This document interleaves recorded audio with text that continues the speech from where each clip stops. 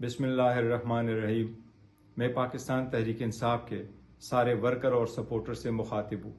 آپ کو معلوم ہے کہ خان صاحب کی صحت ہم سب کے لیے ایک اولین ترجیح ہے۔ 3 اکتوبر کے بعد خان صاحب کے ساتھ نہ کسی وکیل، نہ فیملی ممبر اور نہ کسی پولیٹیکل لیڈر کی ملاقات ہوئی تھی۔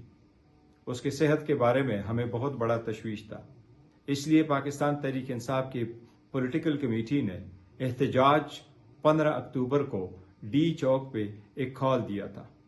اس کے پیش نظر ہم نے ایک درخواست بھی گزاری تھی انٹیریئر منسٹر کو۔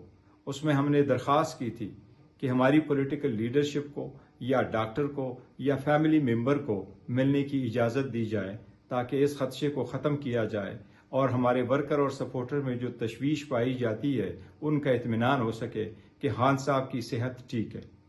اسی دوران آپ کو معلوم ہے کہ سی او کی کانفرنس بھی ہونے جا رہی ہے اور ہمارے الائنس نے بھی ہم سے درخواست کی تھی کہ آپ اس احتجاج کے کال کو مؤخر کریں۔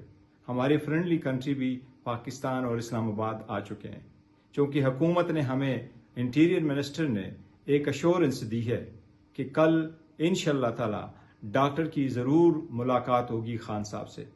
اس ایشورنس کے بنا پہ مجھے جب کہا گیا تو میں نے مشاورت کے لیے ٹائم مانگا۔ اس سفر کو ہم نے پولیٹیکل کمیٹی اور ایپیکس کمیٹی پاکستان تحریک انصاف کے درمیان رکھا۔ پاکستان تحریک انصاف کی قیادت اور پولیٹیکل کمیٹی نے یونانیمسلی اس بات کو قبول کیا اور اس کے پیش نظر ہم کل کے احتجاج کو مؤخر کرتے ہیں۔